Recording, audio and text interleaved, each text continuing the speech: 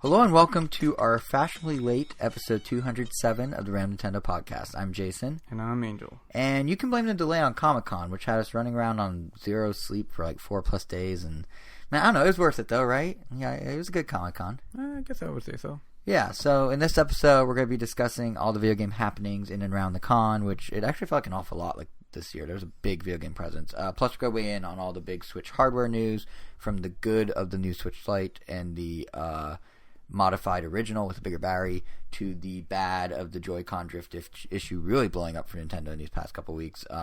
So all that is why we have the hybrid title of Spot-Lite on Comic-Con 2019 because it's like the system.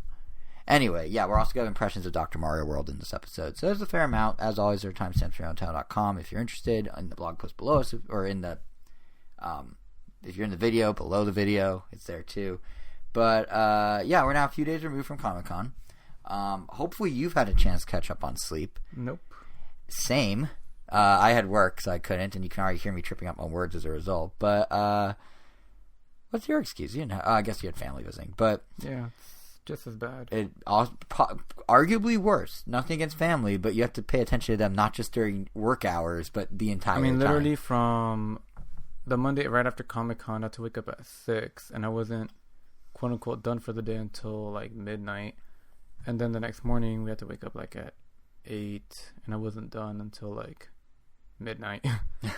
And then we're here today where I still woke up like I just naturally woke up at 9 and just had a bunch of errands to run, did a bunch of other work, and this recording will be taking us to midnight. Well, probably not, we're starting a little earlier, but either way, yeah, I think Comic-Con, you know, as the pregame to the lack of, or the lack of sleep that Comic-Con creates, it is a worthwhile trade-off. Like, I mean, how would you rate the show this year? What did you think of it? What were some highlights for you?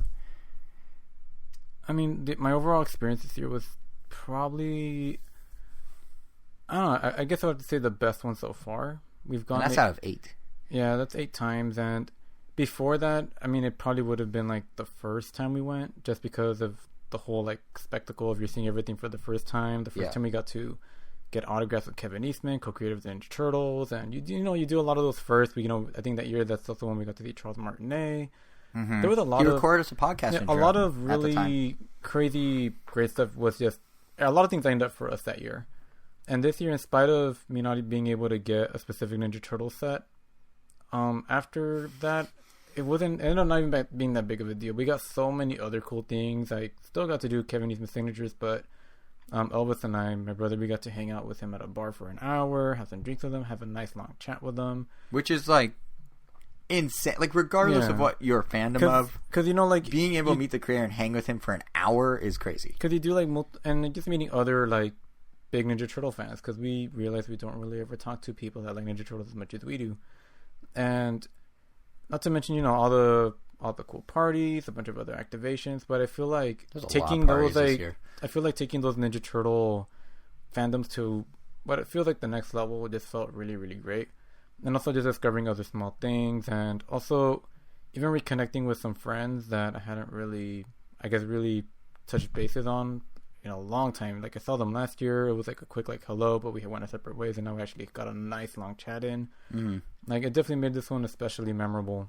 And yeah, I mean, I bought a lot of stuff. So don't forget, you're also 4 for 4 in Smash Bros. Yeah, I mean, that was fun, but it was also kind of like, I don't know if I'm going to do it again next year. Like, it started to explain what we're talking about, there's a tournament at Comic-Con for Smash Bros. Every year.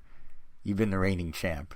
Yeah, for 4 years now. For 4 years now. It's official but unofficial. It's like an official game room, but it's not like a Nintendo hosted thing. Yeah, it's like by Microsoft. This year's prize was an early screening for Hobbs and Shaw on today. No, it's yesterday. Today's Wednesday. Today's... Oh, yeah, yesterday. Wednesday. Yeah, for yesterday. Yes, it was a screening for Hobbs and Shaw in San Diego. A specific theater in San Diego at a specific time, 2 days after Comic-Con, which is like, what was the first year's prize? So they went like this. First year was a $50 gift card to the Microsoft store. We're like, okay, cool, but there's like nothing in there we need, but whatever, I could just find something I could want. But they didn't have any kind of gift card. Like, I couldn't use it to buy like Microsoft Store points or anything like that. So it was kind of dead. We ended up just using it to get an Xbox game for my friend. because I didn't have an Xbox. And then the next year... You still don't. Still current tense. And then the following year, they downgraded a little bit. They just let us pick one game between 6 Xbox One games. And again, no Xbox. Yeah, so we just picked a random one and gave it to a friend. Then the third year, it was just a hat. And then this year was... a ticket to Hobbs and Shaw at a special location at a special time. And they did throw in like a titanium thermos cup. It was a tumbler, which you immediately tumbled. Yeah. As you walked away after winning it, because I was in the room at that point, it just went flying across the room. That was pretty funny. That was pretty funny. But yeah, I'm just starting to feel... The last game is always the most challenging one, but... I don't know, I guess it's... Are you about to say you're too good? No. But... You're about to say you're too good. No, I guess I just need to find a... Because I'm not... Maybe for this particular tournament. Listen, man, Evo had the most entries for any game at Evo this year by 1,000 was Smash Bros. Go to Evo. Compete there. You won't be the top. No. You'll be the bottom. Yeah, that's right. And they could work your way up over many years. I need to find a tournament that's more my level. Because I feel like I'm somewhere between this tournament and Evo. Evo, I feel like I wouldn't even make it out of pools. You know, tournaments that decide whether you even make it into a bracket. Because like most of these people, or I guess for the most part in these 4 years, I rarely drop a single game. And if I do, I'll get destroyed one game. And then I'll completely sweep the last 2. And in the one time I competed in a more top tier, I guess, tournament at the Esports Arena in Santa Ana, right there the competition is very steep. I mean, you usually get the world's best Luigi, the world's best Mars, the world's best and I mean, we all know who they are if you're in the Smash community. I thought I was just gonna stop it. We all know who they are. You guys know who I'm talking about. The world's best alternate color scheme 2 Luigi. But yeah. I actually don't remember what color Elegant plays. I want to say just normal Luigi, but anyway. Do they rank by color scheme? They wouldn't, obviously, but they all do in their own random ways because they got to get them YouTube likes and whatnot. True. But a lot of them also are also sponsored, so they don't really need to do that either. Yeah, it's fine whatever colors are closest to Red Bull and run with it. Yeah, but I mean, overall, it was incredibly fun.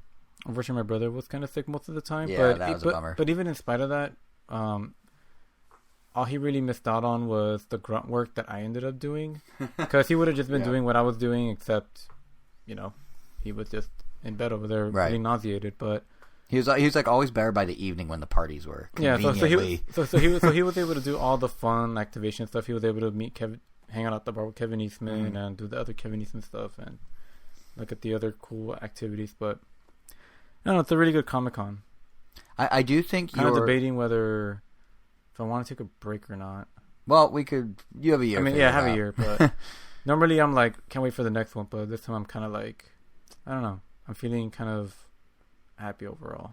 But you have a year to figure it out. Or actually, we have a couple months until the raffle, but we'll cross that bridge when we get there. Yeah. What I was gonna say though is that I guess a better way to put it is, since it is a raffle, if I don't get them, I feel like I wouldn't be bummed out. I feel like if I hadn't gotten them any year from this one to the priors, I'd be like, oh, that sucks. I really wanted to go. Yeah. But I feel like if I don't get this one, I'd be like, actually, that's fine. I think you should apply simply because if you're not in the raffle, you lose out on the early dibs raffle. If you don't get a pass of any amount, well, I mean, that's what I'm saying. I'm going to apply for it, but I mean, if I don't get it, it's no big deal. Oh yeah. I see. And if I end up not going that year, then that's pretty much it. I don't think I'm going to care as much anymore. Right. Well, anyway, before we get into the future of Comic-Con, I do think your Smash Tourney thing actually kind of encompasses what I thought was so cool about Comic-Con this year. Not so much that you're over the Smash Tourney or even that Comic-Con's reached its peak for you, but it's the idea Comic-Con has Smash Tourney. There's stuff going on besides Nintendo that involved Nintendo. And I was sort of saying this at the top of the show, but gaming, specifically Nintendo, felt like it had a really, really big presence this year. So for those who don't know, every year Nintendo has a booth on the show floor and a gaming lounge set up next door in the Marriott Ballroom. And this year was actually the first year we didn't go into the lounge whatsoever. For me, it was partly because I already played all the games at E3. Funny. The lineup was... That's usually one of the staples of Comic-Con every year. I know, and we didn't do it at all. And I didn't even feel like because we were both at E3. But here's the thing. I didn't even play those games at E3. Oh, yeah, but I did. But I still did more Nintendo stuff this year than in past years, even though I didn't go to Nintendo at all, which is what's so weird to me. Because, the booth was the E3 lineup. Or, sorry, not the booth, the lounge. So, it's, Luigi's Mansion, Link's Awakening, Pokemon, Marvel, Ultimate Alliance 3. But, so So for me, I didn't care. I already played it. For you, you did seem to care. But for the guys that maybe did want to go, like the problem was the line, I kid you not, was between 4 and 5 hours long on any given day, which is just nuts. But even without the lounge, I still feel like I was starting to say, like I had a really Nintendo-centric Comic-Con because they were just everywhere. Like everything I was doing somehow seemed to tie, almost everything seemed to tie into Nintendo. I mean, Marvel had a big panel. I didn't go to this, but like just get an idea of how the breadth of Nintendo's coverage. Marvel had this big panel on Hall H all about their games. Of course, Ultimate Alliance 3 was there. They announced some DLC for the game. Southwest Airlines, which I wasn't on, but just to give you an idea, they had a flight coming into Comic-Con where they teamed up with Nintendo and gave the entire plane Switches and copies of Mario Maker 2. They even made their own aviation-themed Mario Maker level for folks to try on the flight and in the gaming lounge. And then this was also one of the first years, this is something I did do, this was one of the first years, if not the very first that I can recall, that one of the very big Comic-Con exclusive items was actually Nintendo-related. It was Mattel. They made a limited edition die-cast Mario Kart Hot Wheel. It's Mario and his glider. It comes in silver, or if you get 1 out of 10, it's gold, special chase variant. And what's cool is that the box it comes in kind of doubles as like this display case of Rainbow Road. So it's this really nice collector's item. It's not just like you have a Hot Wheel. You have like a whole little ready to sit on a shelf, ready to be on display thing. And I've never, in my 8 years of Comic-Con, stood in line for something at Mattel or Hasbro or any of the game toy companies. But there I was, Thursday morning, dedicating 2 hours to try and get the cart. And I didn't succeed. I did have to pay a little bit over retail price from a third-party vendor just to get it, but nonetheless, like these are all things I never did before. These are staples of most Comic-Con experiences. You're talking about how much you bought. I've never had to go through this, but then there is Nintendo with something for the first time. It's like, oh, I guess I'll do that.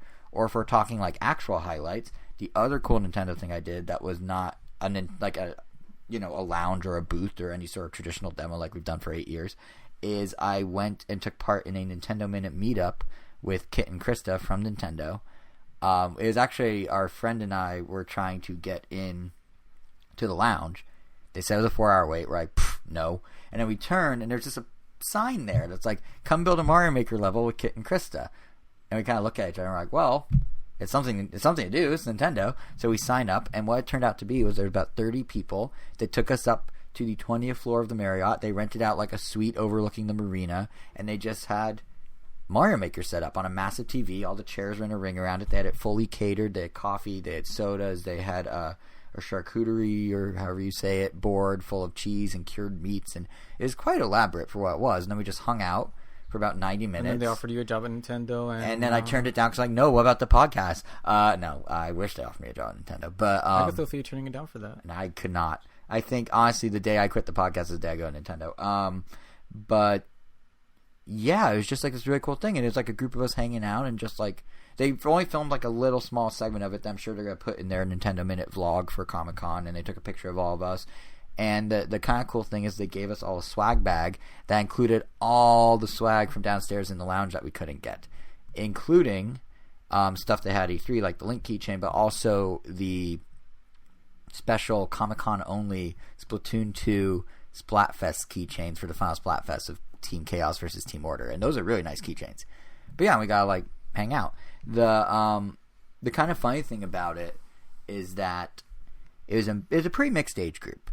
There were some folks around our age, there were some kids, there were some like in between, and there were these 3 kids, I don't know, like 12 or 14, no, like, yeah, 12 or 14, maybe 15, that, I take it back, they're like 12. They basically ran the show. They were like, we're gonna do level, we have all these ideas, and what happened was, at one point, our friend jokingly volunteered me to be the guy that controls the level. What he didn't know is I have only been playing Mario Maker in handheld mode, which has, and as anyone that knows, has very, very simple controls. But if you're in handheld mode and then you jump to TV mode, suddenly you have to like navigate with the D-pad and select things and switch menus and press sticks to zoom in and do all this other stuff that, gestures would do otherwise. And I had no idea what to do because I have yet to play it in TV mode. I literally only played it in handheld mode. 80% of the time I play my Switch, I'm playing in handheld mode. So I gotta make a complete fool of myself in front of the lovely Nintendo people, which was great. And I was not at all regretting that in the least bit, clearly. But no, it was just kind of funny. But yeah, if you want to check out the level that we all built, the 30 of us, it's actually up on the Nintendo Minute, what's the word I'm looking for, profile on Mario Maker. It's called Anthill Antics, and since I know everyone's always listening to the podcast with a pen and paper at the ready, the level code, if you'd like to play it, is 85G M5R MFG. Now, I have no idea how much of the level that we built is the level that you will now be playing, because the thing is, at one point, Kit was like, hey, yeah, you guys control a little, and the 12-year-olds went crazy and made the level nearly impossible. So much so that, like, Kit and Chris were like, yeah, we're going to be editing this after the fact, and kind of, like, making fun of how out of control it was. So we'll see, but the hot new trend seems to be weird Mario Maker levels. I mean, Wendy's, of all people, the fast food chain Wendy's just rolled out a whole Mario Maker world. It's like 5 or 6 different levels themed around their menu. We'll link to it in the blog post for anyone wants to check it out. But it seems like this summer's hottest trend is Mario Maker levels. So go check out the one I helped make on Nintendo's now official profile, and these other ones are around if you want.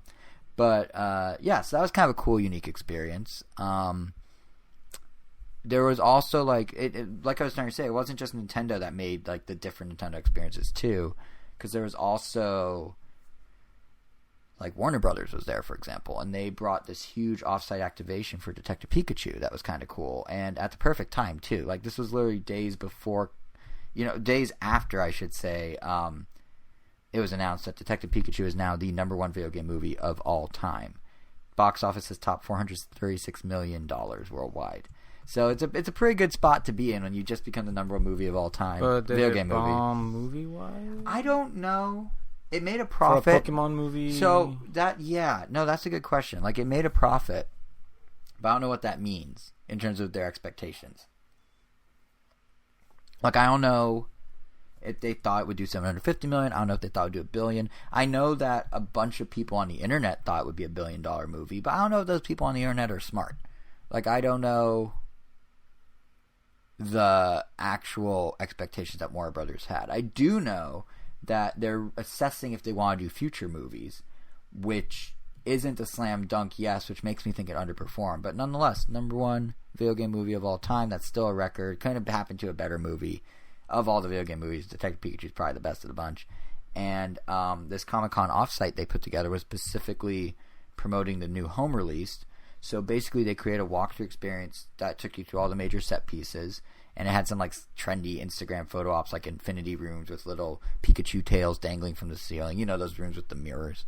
But yeah, it was like it took 5 minutes to walk through, but it was pretty cool. They had props in the movie. I mean, you were there with me. What did you think of it? Psyduck was neat. What was? Psyduck. Oh yeah, the Psyduck. Yeah, that was the single coolest thing they had in there, was the actual reference prop from Detective Pikachu of Psyduck. For some reason, not of Pikachu. Who knows why? But they had Psyduck, and he's very feathered, and it's full life size. And yeah, that was cool. And I also just like when you first walk in, like they put you on the train into Rhyme City, and there was a lot of detail. Like throughout the whole thing, there were all these little details, like the train. I don't know if you noticed because we were going through kind of quick because they left it open late for us, which was really nice. We got there right when it opened. The line was too long. They told us you could come back. We'll give you a fast pass. We're like, no, we'll wait it out. And then they decided to just keep it open for us. So we didn't look too closely, but like the train, you go in and they have like, it's a normal train car kind of, but then they have like a special seat that's like Pokemon size, and it's like, designated Pokemon seating. And then if you look at the signs above, there's ads like Machamp's Muscle Gym and like the Magikarp, I think it was Water Park or something like that. Like there's some good attention to detail there. Yeah, we were like looking at the stones, well, the evolution stone specifically, and they also had a few oddly selected items in there. Like they had Never Melt Ice, and they had stuff that I don't remember being in the movie whatsoever. Well, I'm sure they were there like just in the background and stuff, but like some of these items are like in the game, I think of them as like trash items because they're kind of just there because they're just kind of useless. Yeah.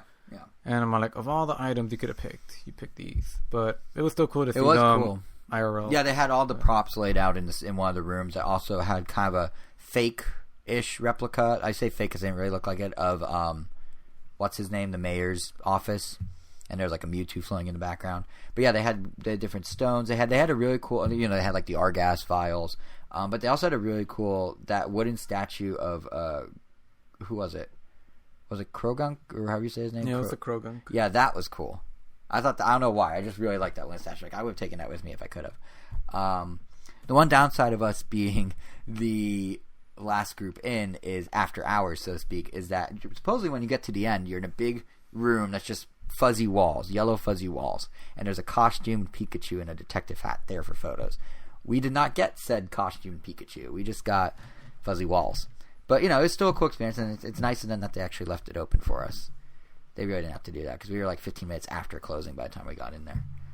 And they had, of course, the giant neon Detective Pikachu sign like in the posters. So, yeah, that was cool. And Nintendo's never done anything like that at Comic-Con. And granted, they didn't this time. It was Warner Brothers. But still, we've never had, like, an interactive activation versus just a place to go demo games. So I thought that was really cool. And if anything, like, the Detective Pikachu offsite, it just got me really excited for what Universal's cooking up for Super Nintendo World. Because, if a temporary 4-day thing can be this detailed and this cool and have these many like neat little props and things that you're like, oh, I don't care about this, but actually it's really cool in real life. Imagine what a permanent theme park will be like. Like, I think part of what put me in this mindset is that literally the day before or day of, maybe, whenever it was in relation to when I went to the Detective Pikachu offsite, details about Super Nintendo World actually started leaking online. So as I was walking through it, I was just like, oh, this is totally like what the theme park's going to be like, just on a much smaller scale. Like, the thing that leaked was an old model of the original park design. It looks basically like the renders we've seen, but with the additional Donkey Kong section with a crashed plane and stuff. But what's more interesting than that model, which may or may not be up to date, is we also got the first details on one of the actual upcoming rides, which will be the Yoshi's Adventure Omnimover. It's going to be in all the parks except the LA park, of course, due to space, they claim. But essentially what you're going to do is you're going to be riding Yoshi through Mario environments. Well, I guess technically you're going to be riding in Yoshi. Like, think of Dumbo at Disneyland, where you're like inside Dumbo's back and you can fit 2 people. It's that, but it's Yoshi, and he's going to be on a track, and there's going to be many different colored Yoshis all in a row. I think it's like 40 different individual ones, and you're just going to kind of be sent through at this set rate, set speed through the entirety of the Mushroom Kingdom. So part of it, you'll be overlooking the rest of the park, and you'll be able to see like the courtyard and all that, and Peach's Castle. And then parts, they're going to turn you in to these special exclusive areas only the ride accesses, and you'll see things like Baby Mario and Koopa Troopas and Goombas. And in a bit of a deep cut, apparently a giant conch door from Mario 3D World will narrowly miss attacking you as you roll by, which is actually kind of interesting. If you look at all the renders of Super Nintendo World that we've seen, you can tell exactly when Nintendo and Universal greenlit the park, and it was the Wii U era. It was for like everything looks kind of like Super Mario 3D World, doesn't it? Like, y'all, is that aesthetic versus like the Odyssey aesthetic or the Galaxy aesthetic? I mean, I guess, but it also feels like if they were to make a theme park of anything, it definitely wouldn't be of Galaxy or anything like that. I guess the 3D World aesthetic is the closest to the old Mario. Like, if anything, like 3D World makes the most sense because, like you said, like 3D World is supposed to be the original Mario aesthetic, but in 3D. Yeah. Which is exactly what they're doing, basically. Yeah, but I guess the next listing would just be Mario 64, but yeah. But that's just a chunkier version of 3D World at that point, or a more polygonal one, yeah. But yeah, so I mean, it sounds obviously the ride sounds kind of like one of the more kid-friendly attractions of the park, but still, like, it's just kind of cool to. I'm really excited to see how they bring it to life, or like how they integrate things like Baby Mario, or like are the Goombas walking around, are they stationary? Like, how animatronic is this going to be? I have so many questions. But you were actually just at Universal on Monday, right? And you went to Harry Potter. I have yet to go to Harry Potter. So as someone that did Detective Pikachu and knows a slice of like, being in the world, and knows what Universal's doing, but doesn't know how they execute, how is Harry Potter? Did it feel like you were in Harry Potter? Like, did it give you more hope for Nintendo World? Less hope? Like, where are you kind of sitting after going to Harry Potter?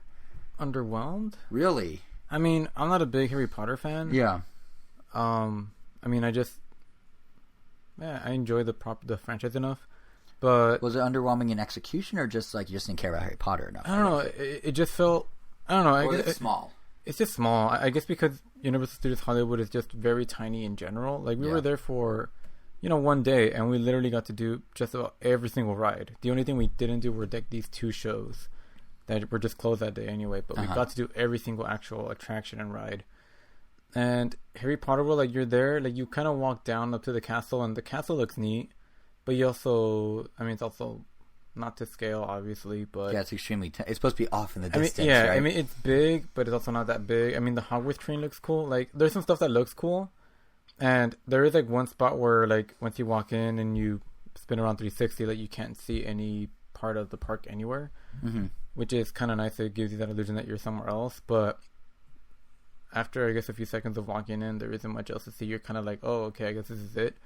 Maybe because I mean the Harry Potter world is just kind of like a slight spin on the real world, a snowy, dark version of a old looking town, right? Like nothing about it. Like it's not like they made the Forbidden Forest or some other like very crazy whimsical area. It's just like I'm in an old village. Like, oh, I guess it's Harry like Potter. Was the wand shop cool? Like like exactly, like the only I guess cool stuff is just like the train that's there, the castle in the distance, and I mean I guess I don't know. It's like something I guess like you would only really. I mean I guess it's no different than us if we were to go to the Mario world, but I guess because the Mario world more whimsical. It's more whimsical, and even like I feel like Springfield was more interesting, right? But that one I feel is even smaller. Well, Springfield's weird because it's just a row of facades with one restaurant. Like it doesn't have the same, you know what I mean? Like it doesn't have the same. But I feel like the entrance to the ride almost leaves me with more of an impact than Harry Potter World. Interesting. Like like the giant. But it sounds like some of that's because of your personal affinities for one. No, I know that's kind of hard to judge it, but I don't know if the scope is as big as Harry Potter, then I might still be like, oh, this is it, and that's it. Well, that's why we're going to the one in Japan where it's everything. They will have the Yoshi ride, unlike I thought here. It won't have everything because Japan's gonna have everything. Because the Orlando one's gonna have everything. Maybe Orlando. I think all but LA are gonna have everything, and then LA is missing Yoshi. I mean, it's all up in the air. It's hard I know. That's like I don't even know where I read or who told me, but they were saying that the one in Japan wasn't gonna have the DK area. Oh, I did hear that too. You told me that was going to be in just in Orlando. Yeah, just in Orlando. But we'll have Yoshi, and instead of Yoshi in LA, you know what we have? To that point, Secret too, Life the Orlando park does have a bigger Harry Potter world, which I do hear a lot more positive things about. So I get This is all. So if anything, Universal Studios Hollywood is more like a flavor. It's like an appetizer before the main course. Yeah, a sneak preview. Basically. Before the big movie. Yeah. Before the feature film. Okay. Interesting. Please stop. Yes. No. We gotta keep going. No, but that's interesting. So it sounds like. Well, let me ask you this: if it does seem like you're just in a random old village, does it feel like a random old village? Does Hogsmeade actually feel like you're in a village, or does it feel like, oh, I'm in a fake town? You know what I mean? Like, because I've heard Star Wars Galaxy's Edge, for example, you feel like you're on the planet somewhat. Wait, were you there too? No, you weren't. You didn't go to Disneyland.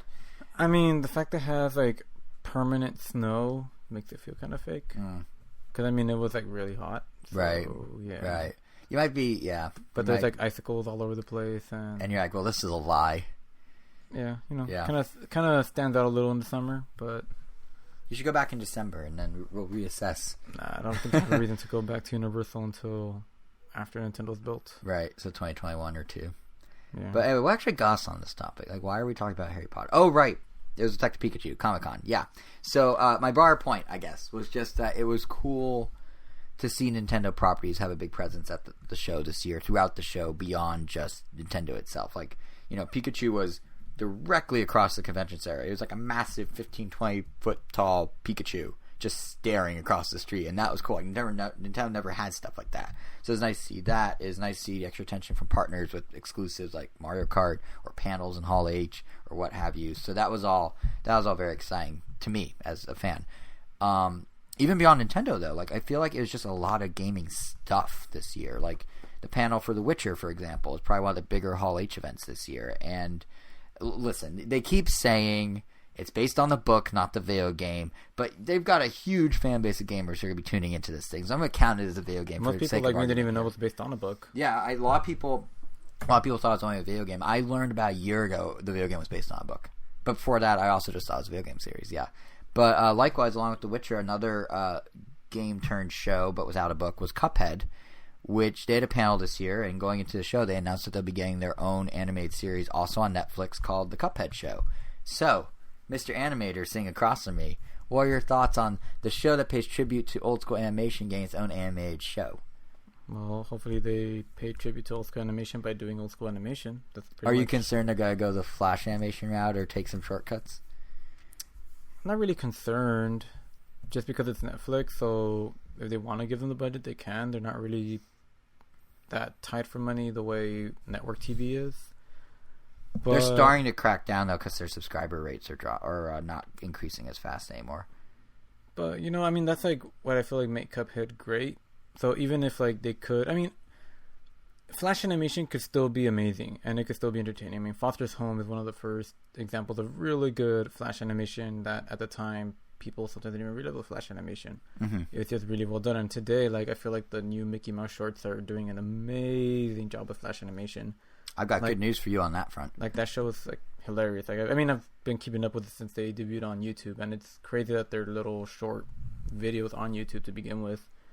But I don't know, maybe if they actually do follow the old school style, they could just keep these episodes between like 5 and 6 minutes, and that way they don't have to worry about costing too much money to animate stuff. That is the beauty of Netflix, is there's no restrictions on runtime or anything like that. They do, to your point about they have unlimited budget, they are starting to cancel things more readily. Like, they're starting to realize they don't have endless money. I mean, that BoJack spinoff, Tuca and Birdie, after one season got canceled.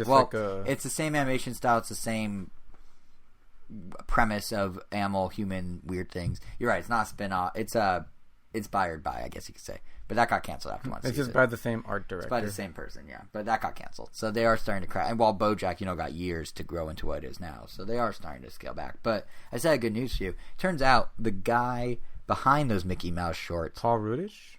Is that his name? Did he win an Emmy?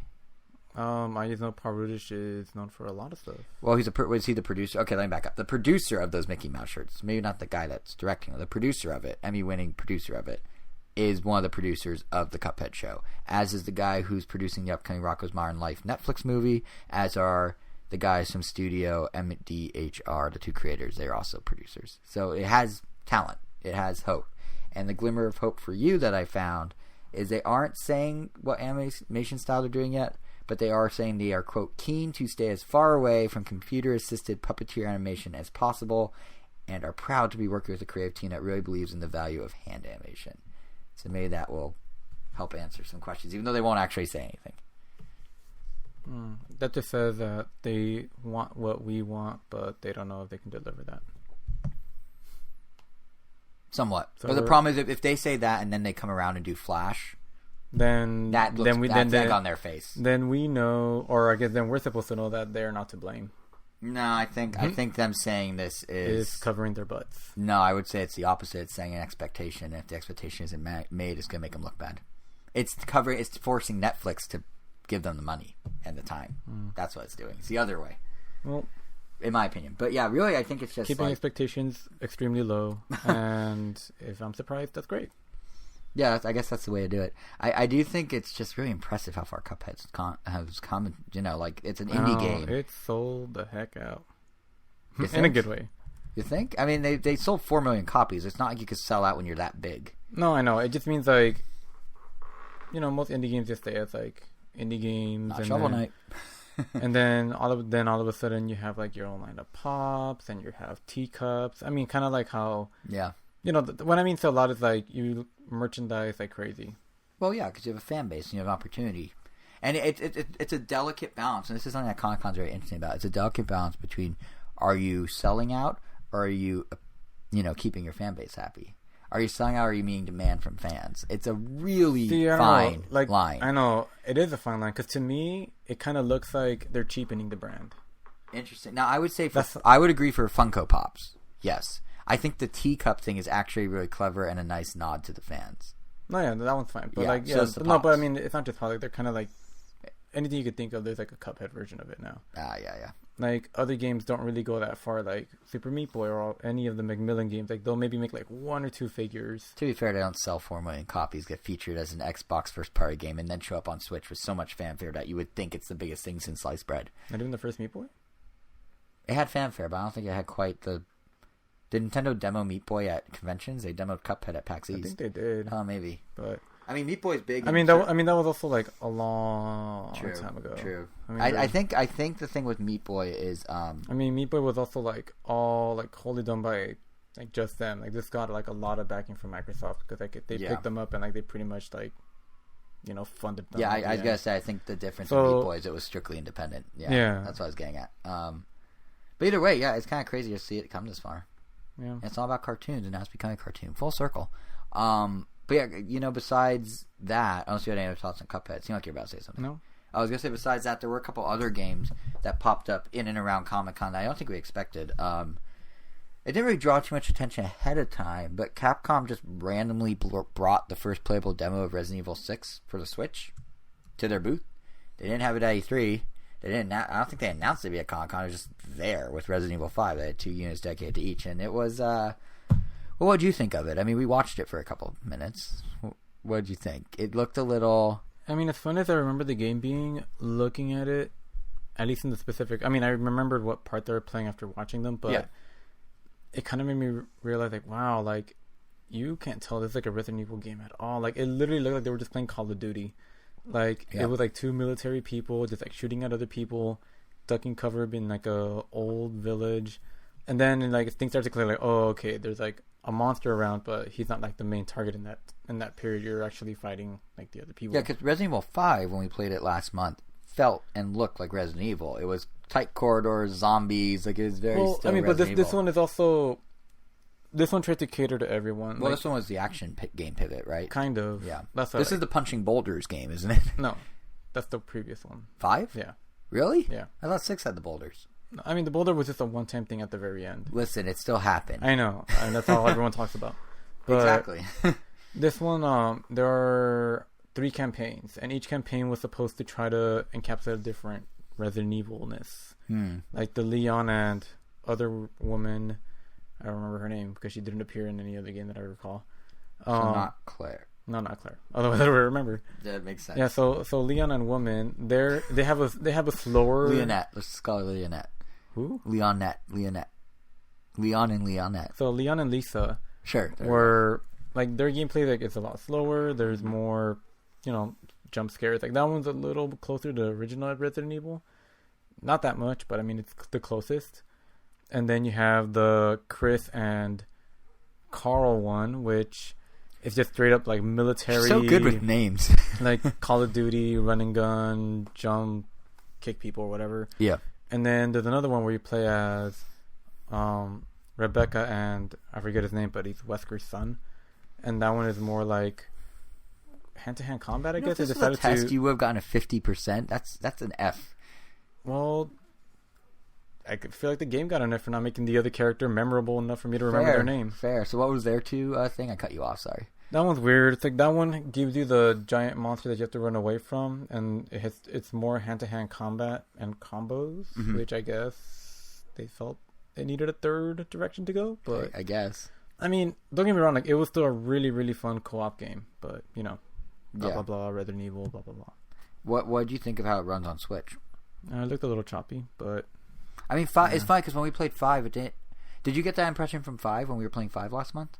A little bit, but I mean, didn't seem that noticeable. It didn't seem as noticeable as when it we were didn't bother watching me. 6. It didn't bother me. Yeah, but maybe because we were watching and not playing, so we weren't as in it. So like things like frame rate jumped out more. Yeah, but for those who want to experience 3 Resident Evil characters and 3 made up ones journeys together through zombie fighting, we also now know that Resident Evil 5 and 6's Switch ports are coming out on October 29th. Which I mean, Wesker's son literally sounds like something a network would come up with just to keep like a dying franchise going. Like, oh, let's introduce this other character.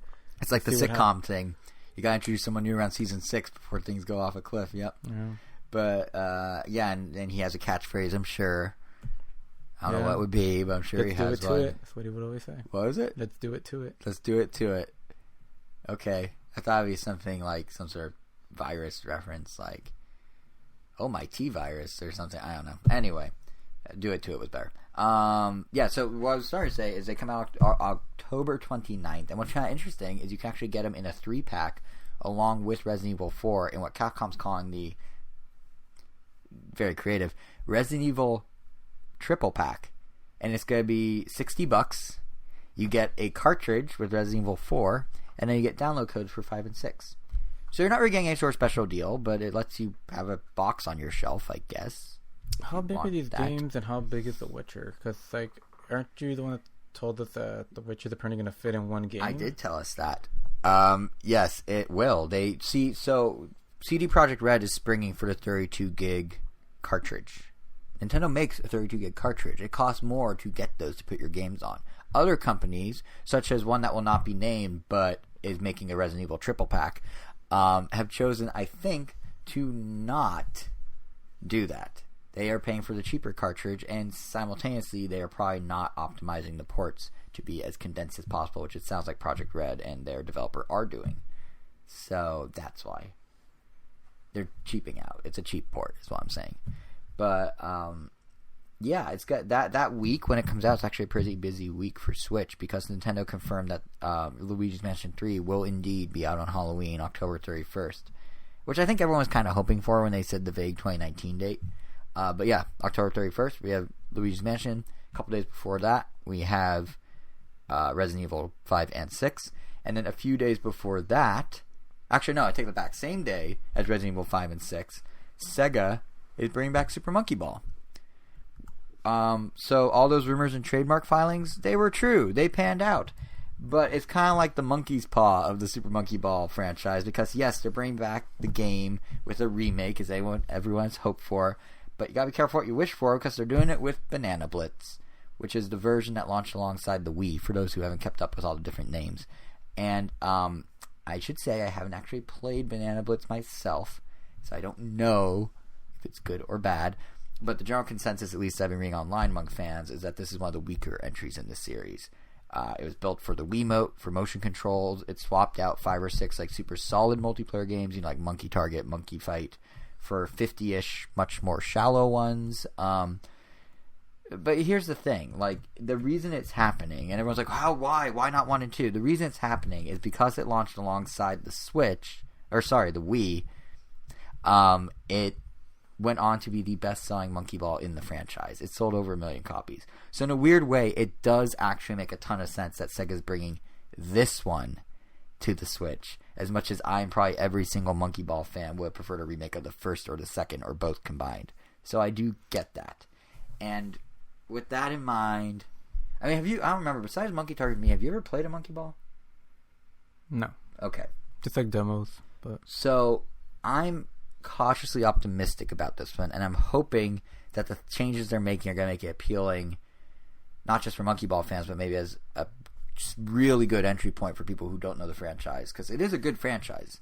There's just tiers to it. And in my dream world, we would have gotten Monkey Ball 1, and I could just play the best version of Monkey Target anytime, anywhere, in HD, whenever I want. But it sounds like Sega is instead just going to try and improve Banana Blitz, the shortcomings of Banana Blitz, and kind of run with it. So they're promising that the game's courses will be optimized for each current day platform's control schemes, which I'm hoping means it will not require motion controls on Switch and can actually have buttons and be designed for button-based controls like prior entries. Because the thing with the motion control ones on Banana Blitz is they were a lot wider and they weren't as challenging as a result.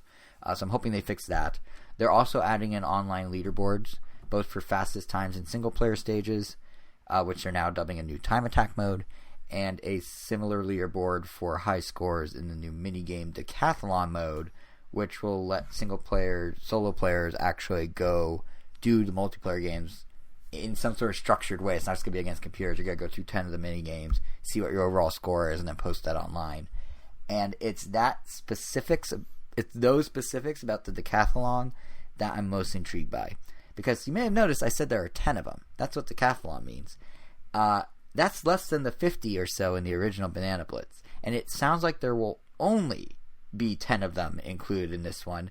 And based on interviews I was reading from like the dev team in Famitsu, my impression is these are going to be 10 different mini games than the ones that were in the first Banana Blitz. And if that's the case, I'm crossing my fingers. It means a proper monkey target. It means a proper monkey race, a proper monkey fight. Like maybe they bring the fleshed out, better mini games to Banana Blitz in lieu of the really, really shallow, boring ones. That's what I'm hoping. That's what I want. And like honestly, even if Sega was just like, okay, we're gonna release this like this in the future, we'll have DLC that includes Monkey Target, I'd buy it day one. Like I just want Monkey Target. I mean, to be honest, I'm probably gonna buy this either way. Like it's a fun series. Wow. It's there's some joke here about monkey balls, but I'm not gonna make it. Well, look at you, Mr. High Society. I know. You know what the funny thing is actually about this? So back in 2001, Super Monkey Ball came out 3 days before the GameCube on November 15th, 2001. And then the GameCube with Luigi's Mansion came out on November 18th, 2001. Now, in 2019, we're getting Super Monkey Ball 3 days before the next Luigi's Mansion. Kind of a funny little parallel. Totally, obviously, coincidence. But yeah, see, hear that cackle? That was genuine and not fake in the least bit. No, it wasn't. It was genuine. That was genuine. But yeah, I just thought that kind of weird little parallel. That they're also 3 days apart. Weird and funny. Thanks. But yeah, so I'm hopeful. I'm hopeful about Monkey Ball. I think... I hope it does well just so that people like you can get your Monkey Balls. Can get my Jollies? Yeah. Yeah, I think it has... Because ultimately, I mean, that's what we want of every franchise, to get our favorite ones, I guess, preserved, or at least in a way that we could continue playing them if we choose to. Yeah. Like, imagine Monkey Target with online leaderboards. How amazing would that be? I mean, if only... Was it Chibi Robo Whiplash or Ziplash? Ziplash, I did well. I mean, but... Yeah, and Chibi Robo's a weird one. Like, Chibi Robo, let's to decide me... the fate of this franchise on this game no one wants. It's not even that no one wants. It's like... Level progression was based on luck. It's horrible. Wait, what? In Ziplash? You don't remember that? No. Are you thinking Ziplash or the photo game? Ziplash. Ziplash did based on... Oh, you're right. You had to do it like had the randomizer at the end. Yeah, you had like a spinner, so it was... Did it actually not progress you? I never ran into an issue where I had to... Oh, wait, I did. This game's just toy outside out of mind. But yeah, see, because it's a weird... So it's a weird... The photo one was probably like the closest one to a normal Chibi Robo, but... Yeah, and even then. And that's not saying much. That's what's weird about these smaller franchises, and it's why I think it makes sense they're doing Banana Blitz on some level, is... If you don't think your franchise has a chance, you have two routes you can go. You either double down on what it is and hope that you have success, and if not, that's it. Fire Emblem Awakening was that. Fire Emblem Awakening, if it didn't do well, Nintendo's going to not ever bring the games west again. It somehow did astronomically well. Nintendo, go to Kickstarter. Yeah, I guess. And now, but it did absolutely astronomically well to the point that we now have 3 houses coming out next week, right? But then, like Chibi Robo, I guess they gave it a few tries. They had 3. They never really caught on, but they liked the character. So, like, well, what if we can introduce the character to people in a different way and then sort of parlay that into a proper game again, I think was the idea. You know why I just realized? You know why Fire Emblem did well? Because they did that. They took the characters of Fire Emblem and put them in Smash Bros. They made them popular in Smash Bros. And people were like, what are these games? And then when it came out on 3DS with Awakening, they circled back and they're like, oh, these are these games. So basically what I'm saying is Chibi Robo for Smash. That's how we solve that problem. Ai or Gon or Baby or Mimi, those are the Monkey Ball characters for Smash. What's up with 3 houses, by the way, though? Like, the general air that I'm getting around the game is like, who cares? I have that opinion too. It's almost like we've gotten, I guess, kind of over Fire Emblem. Like, I feel like it started turning around, whatever it was called, 2 Hearts, Fates. No, not even the one with Fire Emblem Fates. Yeah. Is that what it was called? Or no, they had Fire Emblem Fates and they had 3 versions. They had Fire Emblem Echoes, which was a throwback to Fire Emblem 2. That one I feel like people still cared for the most part. The one after that, the one with the Fates. I guess it's that one. Fates, the one with the 2 versions and the 3rd story at the end. Yeah, Fates. I don't think that's Fate. Maybe no S. Did it have a 3rd version? Yeah. Well, so you could buy 2 versions and you could download the 3rd story as DLC and it completed and connected. Are you thinking the other 2. Is that what the Corrin one was called? Yeah, it's called Fire Emblem Fates. I'm looking it up right now. Oh, then that's not the one I'm thinking of. Oh, I don't know if it's Corrin. I'm thinking of the one with the dude. The dude with the blue hair, and then there was like some other girl, and they each had their own amiibo. Fire Emblem Fates Revelations. No, that's Echoes. Echoes. Oh, that's what I was thinking. Yeah, no, Echoes is the throwback one, and Fates is the. That's what I was thinking of the Echoes one. Echoes did. I liked Echoes. No, Echoes actually Fates changed came the out gameplay first, and then right. Echoes. Yeah, yeah, that's why I was confused when you said it the other way around. No, that's why I feel like around Echoes, it's like when people Echoes did okay. Yeah, but exactly. Yeah, well, the thing that's is, when it starts Echoes, to like peter off and just be like, this is a lot of Fire Emblem. Well, the problem is you need a break. Yeah, Nintendo went in hard. Like they're just like, hey, so you like Awakening? Yeah, and here's the thing about Echoes. I think the tepid response was more logical because it was a remake. Granted, it's one America's never seen, but it wasn't like current Fire Emblem. It was throwback in a lot of ways. It was a simpler battle system. They did the thing where you can actually walk around as the characters in third person and like dungeons, which was I actually thought really cool. But yeah, that was the last of those. And then Fire Emblem Heroes came out on smartphones, and Fire Emblem Heroes is still a massive game for Nintendo. It's made like $1 billion, or no, not $1 billion. It's made millions upon millions of dollars. It might have passed $1 billion recently. So that one's still like making a ton of money. So Fire Emblem as a brand is still big. But there is something about Three Houses that I can't put my finger on, but even I don't have an interest in it. Like, we've barely talked about it on the show, and I don't really know what it is. I feel like the Harry Potter thing with the school might actually be part of the problem. They've only been marketing that. Now, spoiler alert, I'm going to give you 5 seconds to skip this if you guys don't want spoilers. That school thing is only in the first couple hours of the game, and then it immediately breaks out of that. But they're only marketing it by the school thing. End spoiler. So I don't know, like, my point is I don't know, given that, I don't know if people are putting too much weight on the school thing or what, or if, like, people don't like that, but, or if people are just, or if we're just out of the loop, because, like, I don't seem to care very much. Like, are you getting that impression because we haven't talked about it, or because you just haven't heard in the zeitgeist? Just mainly from the zeitgeist, because I didn't really care since Revelations. Okay, yeah. But Revelations. The first one? The 3DS one? Awakening, exactly. Well, you weren't a big Fire Emblem guy to begin with, so... That's what I'm saying. Like, obviously it wasn't my own personal thing. It's just that... Right, you're saying in general. Yeah, because I follow plenty of people, or, like, I watch a few videos of people that, really love the Fire Emblem games. Sometimes they would, like, do a lot of videos, or they'll stream stuff, but even those people have been, like, kind of quieter. I've been kind of like, I feel like I've seen more activity around Marvel Ultimate Alliance 3, to be honest. Now, partly that's because we were at Comic-Con, where it was everywhere. It was Nintendo's entire booth. But yeah, and you know what part of it is? You know what I think part of it is? They haven't been demoing it anywhere. There was no Fire Emblem at E3. There was no Fire Emblem at Comic-Con. It was just kind of... I mean, it's a hard game to demo. I get that. But it's just kind of like... It's like the equivalent of when a movie studio doesn't put out a pre-screening for critics before the movie. Well, I don't know. Because like the reviews won't do well. To be honest, the reviews aren't going to hit till probably next week. But... I don't know. It's really weird. Like, and I don't know how much of it is just the Fire Emblem fan base is gonna go crazy, but no one else, or like I don't know what it is. It's really hard to read, but I do agree it seems quieter around this Fire Emblem than others. I think Nintendo stuffing their fall. Some games are gonna take a hit as a result. I think Fire Emblem could potentially be one of them. It's hard to say. But, the lack of Fire Emblem just at Con-Con at all is kind of weird, given that's out. Like, they had no swag, they had no nothing. It was very, very weird. But, actually, now I think about it, the other thing that's kind of weird at Con-Con, there was no Splatoon, really. They had the keychains for the final Splatfest, I mentioned that earlier. But I kind of thought they're going to give the final Splatfest a bigger push. Like, I remember back in Splatoon's prime... They did this whole elaborate thing on the show floor at their booth where they let people... They had the booth split between the two Splatfest options back to back. And they let people participate in the Splatfest, and then they uploaded all the results in real time to the Splatfest. All the demo units were hooked in to the servers. So you were actually able to partake in the Splatfest at Comic-Con, which is a really cool way to promote the game. And I feel like for this Splatfest, that was a missed opportunity because, like... They're doing so much to promote it. They have I guess the keychains, but they're also selling the shirts at store.nintendo.com of each team.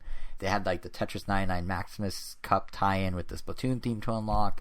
Like, it just seems like it would have been a cool, nice send-off final thing if they did a physical Splatfest event at Comic-Con. Especially since, like, the game isn't dead. There's no Splatfest, but online's gonna live on. People can still organize tournaments. Like, it's not like it's the end of Splatoon. It's just the end of Splatfest. So it seems very weird that Nintendo didn't jump on it. Very weird. Yeah. I mean, I will say that, and this is kind of a tangent, but I am happy with what Nintendo's doing with Tetris 99. Like I mentioned, the Maximus Cup. Like, I really like what Nintendo's doing with Tetris 99. Part of this is because I'm still very much obsessed with the game. I mean, for that last Maximus Cup, I played for over 3 hours straight of just Tetris, which is a lot for Tetris if you think about it. That's a lot of Tetris. So, announcements like the inclusion of 2 offline multiplayer modes as free updates to the Big Block DLC, like, that's exciting to me. There's going to be 2 of them. One supports 8 players. One will be 2 players, each with a Joy-Con competing together, I believe, in the actual Tetris 99 online. So, like, that's cool. That's really cool to me. But beyond that, I just find it, like, the entire strategy of how they're rolling out this game is just really fascinating to me. Like, because, back in February, it was basically a value add for the Switch Online service for subscribers. So, like, they're basically like, here's this wacky riff on Tetris. It's kind of a battle royale. Have at it. We'll see what happens.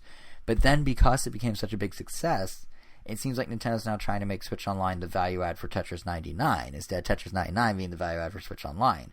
So it's more like a traditional game now. So in September, they're actually going to be releasing a physical copy of the game that comes bundled with a 1-year Switch Online subscription, kind of like they're doing with Mario Maker 2, and it'll cost $30, which isn't bad.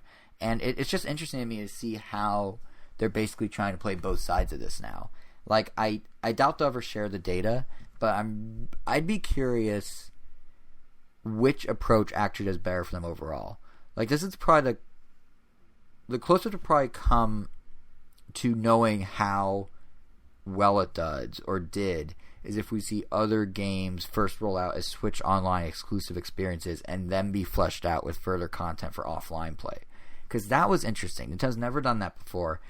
And if Tetris sells well physically after, it sounds extreme.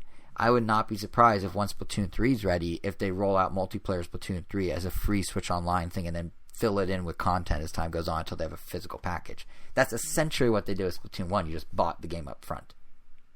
It's like if they did that and then you buy it piecemeal, I could see that working. Or like maybe a more realistic level one is like maybe they do like a new multiplayer first Excite Bike or something, like how they did Excite Bike World Rally on the Wii on the Wii back in the day in WiiWare. Like that'd be kind of cool. That was a thing. Yeah, because basically like what Tetris 99 was and what I think Nintendo could do more of is it's the idea of a mobile free to start model, but it's adapted for a subscription service and it doesn't have any gacha mechanics. So it has all the upsides of a free to start with none of the downsides, and then they just flesh it out over time.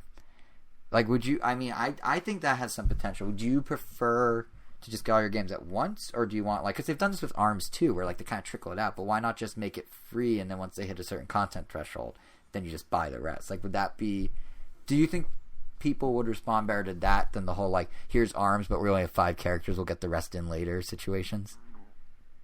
I guess so. It makes it easier to justify the upfront cost because then you don't go in feeling this game feels shallow. Yeah, it's almost like a beta test merged into a release, combined with then the final release. Yeah, I feel like that literally gets rid of a lot of the stigma that comes with these kinds of releases. Would that also, in your mind, I feel like I'm like interrogating you on like a witness stand. I don't know why. I really don't like it. But I'm sorry. Angel, where were you Thursday at 9 p.m. last week? I know where you were, because I'm the prosecutor. I don't remember. The bacon party on the yacht at Comic-Con. And why'd you ask? Because you not remembering. Jurors, pay attention. See where. Anyway, no. The thing I was gonna get at is, or the question I was gonna ask you. What was the question? I got so caught up in my dumb little game here. Yeah. What was I gonna say? It was something about the idea of like rolling it out this way. Oh yeah. The other thing is like, would you be motivated? Would this motivate you to actually keep a Switch Online subscription going? Besides just like. Let's say you're over Smash, God forbid, you're somehow over Smash. If they're like, oh yeah, you'll get first dibs on all these games before they like fully come out, would that be enough to entice you to do Switch Online? Because that's a huge value add that's different from any other online service, in my opinion. No. Really? The only thing motivating to keep my Switch Online is just playing with friends. Well, yeah, but I'm saying like... That's like literally it. So they could take away NES Online, they could take away all the perks, and just you'd pay $20 just to be able to play with friends? And you wouldn't find that a ripoff, even though when it launched, you did find that a ripoff? I mean, I still would. I'd do it begrudgingly because there's no other choice. Would you be less begrudged if they were doing stuff like this? Like this, what I'm saying. I mean, I'm still begrudged, but less slightly, yes, because they're offering other stuff, but it still sucks. Yeah. I mean, I really don't care if they take away the NES games. If anything, yeah. But I guess what I'm saying is like... So it's, to me, I guess this wouldn't neither add nor take away. Interesting, because I think that the thing we were saying when it first launched, and then Nintendo admitted they need to do, is they need to add additional motivators to get you to do Switch Online. And I feel like some sort of like still waiting for a motivator then. Well, first dibs on games when I do it. No. Interesting. I bet for a lot of people it would. First dibs. It would for me. In the past, maybe, but I don't know. I'm a much more patient person nowadays. Like I could care less about playing a game first now, and I could just wait for it to be done and then get it. Yeah, but at least it does resolve the issue of shallow releases. Like unless it's something animated, and even then, like unless it's something very specific, I'm okay letting most seasons or series end completely before like I'll start watching them. That way, I don't have to wait for any content. Interesting. So yeah, like it has. So even a situation like ARMS or Splatoon 1 or 2, you would still not even Yeah. Like, if they do it through this or if they do it on their own, you still just wait till all the DLC's done, it sounds like. I mean, like, I tested out, and it just depends. Like, if it's, like, okay, I'd probably just go back to Smash or whatever. Right. Interesting. If it's, like, this amazing thing, then, I mean, who knows? Yeah, but it's hard to say without concrete. But it's not gonna... But saying anything before that is not gonna make me swing one way or the other, I guess. Right. Because it could go either way. Like, Tetris was kind of like, well, I already have Puyo Puyo Tetris. I don't really care. See, I have Puyo Puyo too, and I love Tetris 99 was fun, but I'm still playing. I mean, it's kind of an afterthought for me now. See, it's still front and center for me. That's what's so interesting. That's why I was saying, like, I played it for 3 hours. You must be a pro now. I'm not. Actually... You be T-spinning now, or what? No, but there was a streak. See, those 3 hours I was playing where you weren't impressed by how long that was, only to admit that you never played Tetris 99, which should make the fact that I played for 3 hours say something. The hours is nothing to gamers. But Tetris 2 or 3 hours. But the point is, it's any game. There was a point. There was a point during those 3 hours. Tetris there was a point during those 3 hours where I was consistently in the top 15 for like 6 straight matches. So I'm getting better, or I got paired with people that were really bad. I don't know, but I like to think one day I'll get number 1. The highest I've ever gotten is I think it will 8th. I mean, I don't know how it pairs people, but I like to think it pairs people with similar skill sets. It's based on level, because you level up as you go. So, the problem is, as I level up, it's not because I'm getting better, I don't think. I think it's just because I play it so much that gives me the tiniest experience points and then slowly stacks. I mean, experience is still experience. That's as true. long as you're getting something from the experience, that's all that matters. That's true. I hope you are. I like to think so. I mean, I got the Splatoon skin. I got that. And the Game Boy one. Oh, I didn't even know there was a Splatoon skin. Yeah, they did the Maximus Cup for Splatoon Splatfest. That's what I was talking about before. But anyway, while we're on the topic of interesting, weird, fascinating, different strategies for Nintendo, let's switch gears a bit, no pun intended, and talk about that other thing that happened since our last episode, the Switch-Lite. It's real. It actually happened, and ironically, the announcement was made the day after our last episode, where I went on a whole rant about how strange it is that Nintendo hasn't announced it yet. So, clearly what happened... And I was like, let's be patient. And I'm like, no. And my patience paid off. Here's clearly what happened. They listened to our podcast as soon as it went live. They told their marketing team they gotta hurry up. And then they got the news out ASAP to appease me and me alone. Because you're like, no, patience is a virtue. I'm like, what are you talking about? And Nintendo's like, oh God, Jason's mad. And then here we are. We have the Switch Lite. There's literally no other explanation for the timing. None whatsoever. Ask them it where is all because of me and me alone. Ask them where the SNES games are on Switch. Nintendo, listen, we know they're coming. You've hinted at it. Bring us the SNES games. They'll be out by Monday. There you go. Really appreciate it. Yeah, anytime, man. That will motivate me. Right, okay. But anything after NES will motivate me to keep a subscription going. 64? Of course, yes. What game would you want? What would be like the go-to? I would hope they would have the Banjo. They must, sequely, given. But I mean, mainly, all the multiplayer games. I want Mario Parties 1, 2, and 3. I want Smash 64 because that will make it easier to play with, like friends and family. Yep. Mario Kart 64, Pokemon Stadium 1 and 2, not for the battling part, but just for the mini games. Yes, exactly. Scyther Saws. All of them. Lickitung Sushi. A lot of them are just really fun. They're all really fun. There's just so many good N64 like party games. That even like the old school like the N64 Bomberman or Bomberman Hero. If you want some single player content too. Yeah, I remember that single player was pretty fun. Tetris Sphere. While we're talking about Tetris games, did you ever play Tetris Sphere? I know you've talked about it. I talk about once. I talk about once every 2 years. Yeah, and we've been going for how many years now? 8. So I've talked about it 4 times. Oh wait, we're due.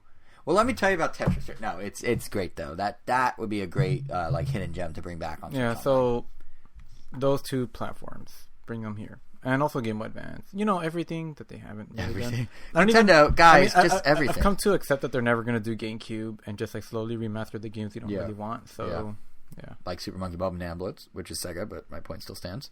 Mm-hmm. Anyway, what we were talking about, or what we were getting at, is that Nintendo announced the Switch Lite. And it's essentially what we already knew from the earlier reports and rumors. This is a Switch stripped of some features to make it cheaper. The MSRP is only $200 instead of $300. It's more durable. The Joy-Cons are out. They're replaced by controls attached to the main unit. The HD Rumble feature is out. The NFC chip under the left control stick, which you use to scan Amiibo, that is out. The IR reader is out. The ability to use it with Nintendo Labo is out. The kickstand for tabletop mode is out. And somewhat surprisingly, one I don't think we necessarily saw coming, any support whatsoever for TV mode is out. That one I was actually really surprised by. Yeah, I thought at the very least, like, all right, it's not going to come with the dock. Fair enough. That's an easy way to, like, take off, like, $80 or whatever. But, yeah, it's not there. And I thought it was going to be an easy, no-brainer solution for, like, some people that I know. It's like, oh, cool. They're waiting to get a Switch at a cheaper price. This could have been it. They wouldn't mind having the dock or whatever.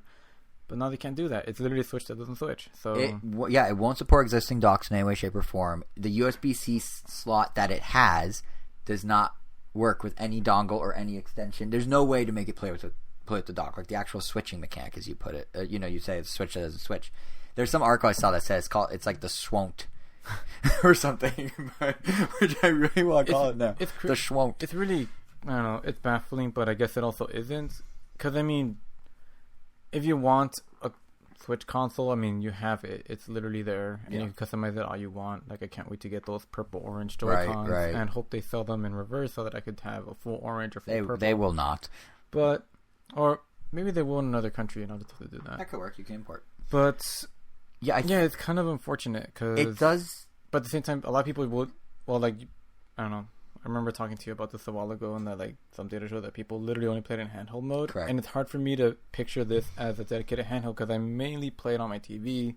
I know there are people that don't use it that way, but for me, it's like, this is a console, but I guess if you really only want a handheld, then that's perfect. It's to my point I was making earlier about when I was building the Mario Maker level with Kit and Krista and them, and I was like, didn't know what to do in TV mode because I only played Mario Maker in handheld mode. Like 80% of my gaming on Switch is handheld mode. I'll do the big games. I'll do Odyssey. This is the Vita Perfected, I guess. It really is. I mean, if you search, it's funny, Wario64 on Twitter, the guy with all the deals, he tweeted a screenshot. He searched Switch Lite on GameStop's website, and it autocorrected to Switch Life. And as you may recall, Vita means life, so it is the PlayStation Vita. But I think like Mario and Zelda I'll do on TV, but a ton of stuff I will play. Like even Smash Bros. When I'm here playing with you guys, or the Switch to go. It basically is. But when I'm here, like playing Smash with you guys or whatever, I'll play on TV. But if I'm playing at home, I'll just sit on my couch with it in handheld mode. What a weirdo! I'm so weird, but there's apparently a market for this. But I think what's surprising to me is that like this is an extreme of not playing it. Like I get not providing a dock, but it seems nice if you have one to be able to leverage it. It's just odd. But what Switch does offer, what Switch Lite does offer, is more power. No. More battery life. Yes, 20 to 30% better battery life than the existing Switch. It has a more compact design with a 5.5-inch screen instead of a 6.2-inch screen. Automatic light dimming. No, it has now the current Switch is automatic. This one, I honestly didn't even know that. The current one has auto brightness. Oh, I guess it does. That's cool. It does. And this new one will have a manual brightness control through the menu, meaning the Switch Lite literally has a light switch. Meaning all my jokes about calling it the light switch for months on the podcast have actually paid off and are now grounded, in reality. So there's that. But somewhat surprisingly, the thing that I'm actually most surprised is on there is an actual functional, real D-pad. Because without the need to have two Joy-Cons that can be used interchangeably for multiplayer, Nintendo doesn't need to make a concession and not have a D-pad. So there it is in all its glory. Under the left control stick, you got a D-pad on a Switch. And it's kind of rekindled my hope for a proper D-pad Joy-Con release sometime in the future. Because like the face buttons are fine. But after playing a game like Mario Maker 2, again, mostly in handheld, it really isn't the same using those 4 face buttons as having like a tried and true D-pad. It works. It's doable. But I would just love an actual Joy-Con with a D-pad. And so far, Nintendo's only statement is they have nothing to announce. But at the very least, I think it'd be interesting if they allowed you to sync a Switch Lite as a controller to a docked regular Switch. Like in households where the Lite will mean they're now the gamepad like a Wii U, so we could have Nintendo Land games. I mean, if you can sync a Joy-Con or 8, why can't you sync a Switch Lite? And you can do like a Nintendo Land sequel. You can do a Four Swords remake, like of the GameCube one. The connectivity can live on. But here, the reason I bring this up is because like there's gonna be households with multiple Switches because someone's gonna buy a Lite. They're gonna have a central Switch, and the kids will have lights or whatever. And it'll let folks use the D-pad as an option should they want it. Like right now, the closest way to do this is if you have a My Nintendo account on 2 different Switches, the Lite and the regular, you can use cloud saves to literally jump back and forth between them. which Nintendo is fully endorsing people to do. Like, they have a support page on the Switch Lite site about how easy it is to have your game switching back and forth between your Switches if you have multiple. Because, hey, do that and you can now sell multiple Switches to single households. Which, as you may recall, the idea of having households have multiple Switches was a goal from back in the Tatsumi Kimishima days when he was still president of Nintendo. So they are fulfilling that. But, yeah, I think it would just be nice if they let you use the D-pad. I mean, it's honestly, being able to switch between your Switches with cloud saving is better than my weird syncing controllers idea. Like, you know, playing a Switch with a Switch Lite's odd, I get that. But since this thing is handheld only, it does mean that you are losing out on some control options. So the sync could work both ways. I mean, because you don't have motion control and you don't have IR blaster or anything like that, which means games that require motion control or IR blasters won't work with the Switch Lite. So you kind of need it to go the other way too. If Nintendo were to do this crazy thing, or again if they use their cloud solution, which they're saying is what you should do. Now Nintendo doesn't actually anticipate this issue of motion controls causing too much problem, because the back of every Switch box since launch already lists the modes of play supported. Like, people just need to double check if handheld mode's on that list. Yeah, because, you know, handheld, tabletop, TV. They always have all those on there. So as long as your game says handheld, you're good. And on the eShop, they'll be adding a warning screen should you try and buy a game digitally that will tell you, oh, the Switch Lite doesn't support the controls of this game. Do you want to continue? Which automatically, in my mind, puts Switch Lite in a better position than when Nintendo first rolled out the stripped-down 2DS and had to explain the concept of here's 3D games without 3D. Here, the idea of like a handheld mode, a handheld Switch, is already established in the mind of most Switch enthusiasts and consumers. So it should be an easier transition, I hope.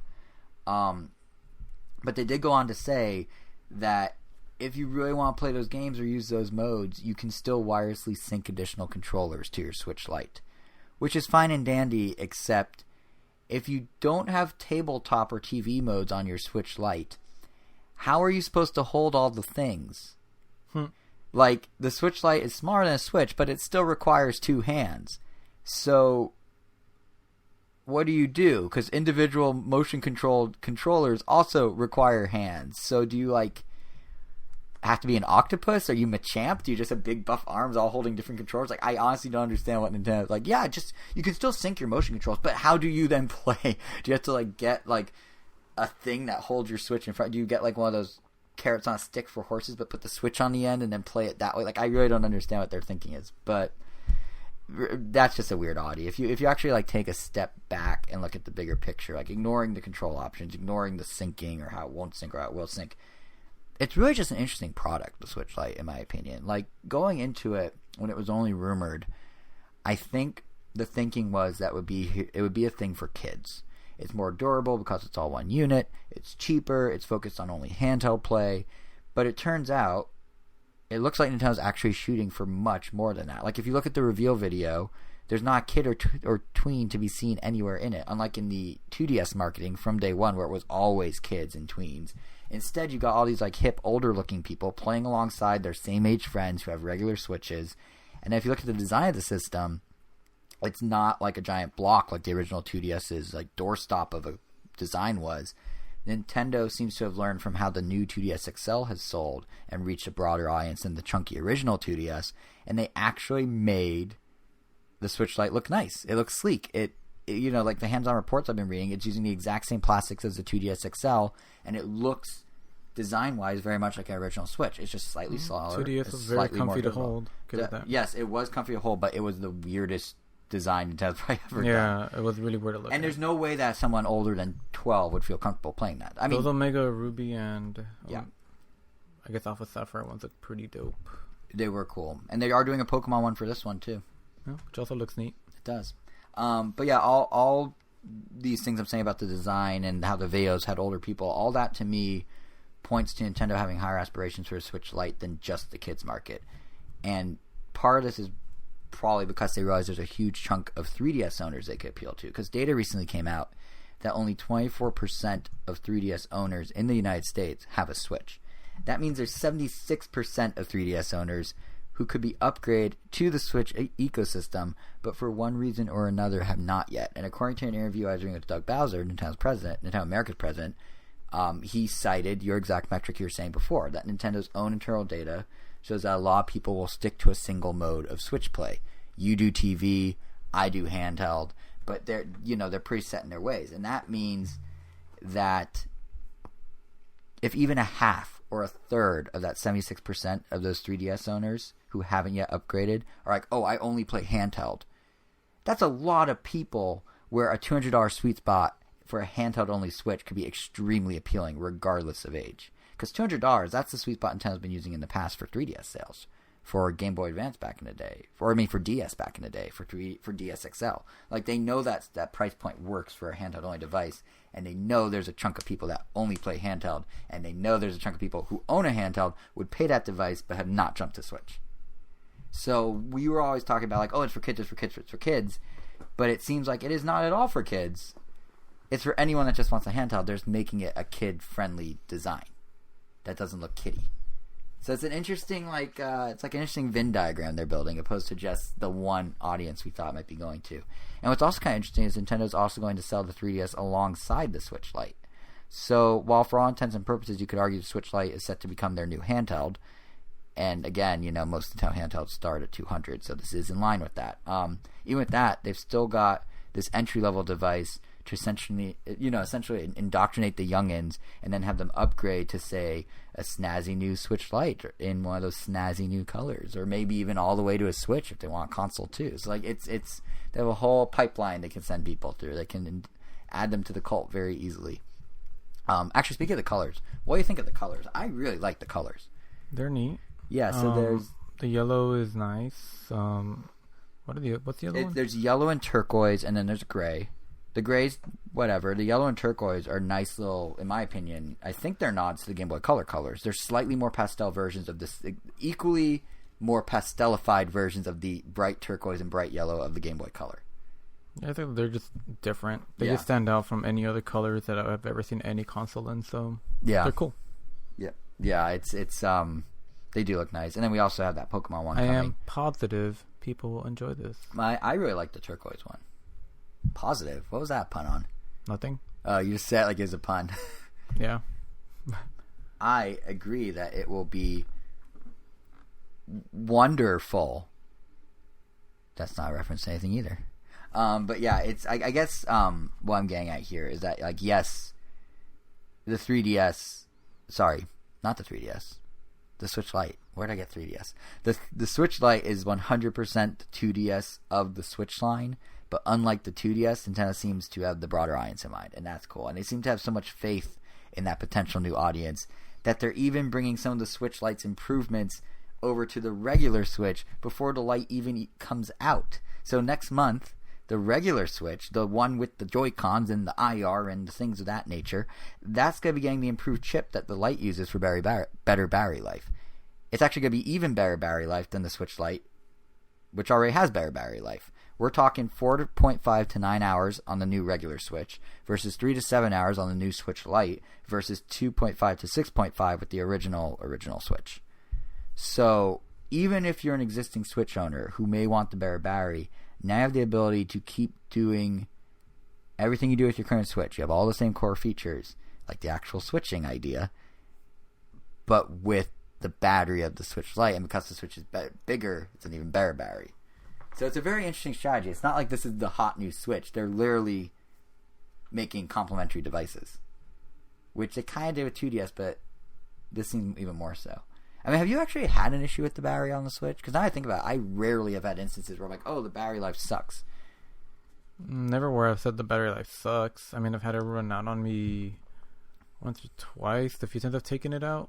Mm-hmm. But I never really. Oh, yeah, you mostly do TVs. Yeah, exactly. So something that's like, oh, that's right, it can run out of battery. Yeah, but it's just like I think the battery improvements are really great, but I'm not like chomping at the bit to like try and get a battery upgrade to mine, because like I haven't had a problem. It lasts a full flight across the country. What more can I ask?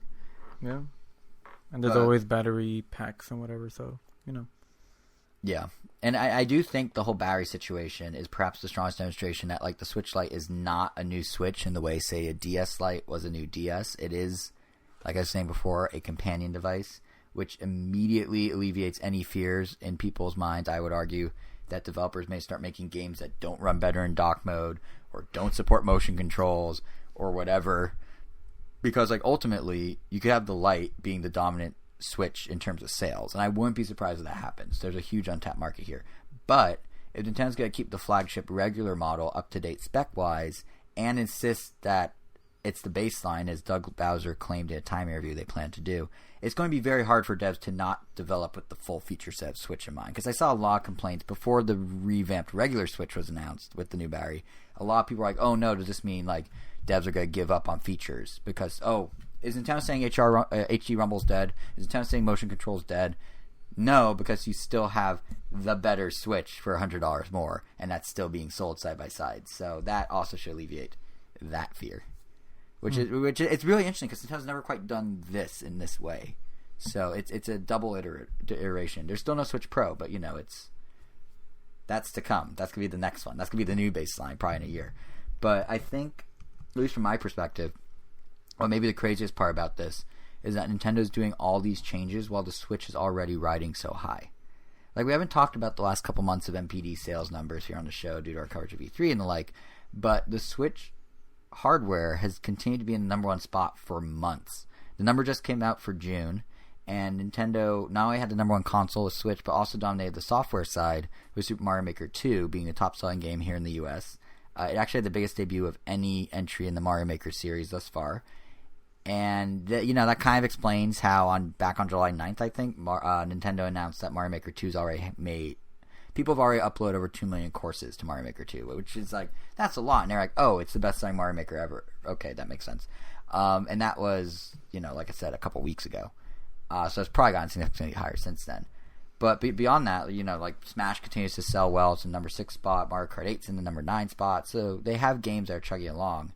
Actually, just as this aside about June, because you might be interested in this, Angel, Crash Team Racing Nitro Fueled. Really solid month. Number 2 game on the chart overall, but the single biggest debut of any Crash Bandicoot game ever. Wow. Yeah, obviously the majority of it was on PS4, over 1 million sold on PS4. But I've seen numbers that the Switch version, these are worldwide now I'm talking about, the Switch version has sold over 200,000 copies, which is pretty respectable, all things considered. So, so go Crash. But back on the Nintendo side of things, I can't stress enough how much, momentum the Switch has right now without even needing the Switch Lite. Like I said, in June it was number 1. Really? Over 2 years in, it has momentum? Yeah, no, it's crazy. Because, I was saying in June it was number 1, but it also had the number 1 game with Mario Maker 2. But in May it was number 1, and it didn't even have a game. There was no game in May that was released to make it number 1 here in the U.S. And yet, it was still number 1 off legacy content, off Smash Bros. Oddly enough, also being the number 6 spot last month. So it's doing great. And now imagine Nintendo releasing the Switch Lite on top of this momentum, on top of situations like the Switch already being, the most searched item on Amazon Prime Day before even the Lite was announced. On top of the fact that Nintendo's handhelds in the $200 price range always do incredibly well. You can see why the Switch Lite actually is a really big deal, and why analysts are calling it things like a mega hit, and why Nintendo's stock immediately rose to a 9-month high when it was announced. I mean, even Michael Pachter, the analyst at Webbush, used to have a show on game trailers. He still does stuff. He doesn't have a show on game trailers anymore. He's very doom and gloom about Nintendo, and even he said it's the right product at the right time. There is huge potential here. It's going to be big. It's going to be big. And it looks really nice. Huge potential. Yeah, this is going to be a very, very big deal. And also the fact that they're doing the Pokemon Special Edition makes me realize they're going to milk this thing like they did the 3DS. There's going to be so many variants of this thing. Doing the interesting colors like turquoise and yellow, or just kind of hinting at all sorts of fun colors they're going to do down the line. They're probably going to do one every Black Friday. Probably going to do special editions for different games. It's going to be a lot of Switch Lite out there. Probably going to become the dominant form in the same way the DS Lite outsold the DS, even though this isn't a successor in the same way, but you know what I mean. So yeah, that's the Switch Lite. Any thoughts that I didn't think of? Anything you want to add? I think you just about thought of everything a normal person could think of. I think I exceeded what a normal person could think of. I clearly am obsessive. Now, if only I could be as obsessive about the other hardware news for Nintendo, which wasn't as good. Uh-oh. The Joy-Con drift situation. For us in the Nintendo enthusiast circles, it's been a known problem for a while, but man, it really blew up in the mainstream just these past couple weeks. And I mean, I guess for good reason. It's become a worse and worse problem. Nintendo barely addressed it until recently. And like, it's a weird situation. I mean, have you had the Joy-Con drift situation on your Joy-Cons? As far as I can tell, I have not. Mm-hmm. But I haven't seen it on mine either. I mean, the only thing I've noticed is some other issue. Just it's more the sensor being very delicate. Like, I know this was addressed by Nintendo, where like they literally just add like a metallic sponge inside your Joy-Con, just because if it just has trouble, if any part of your body is in front of the Joy-Con, it will just lose connection, which could cause the drift.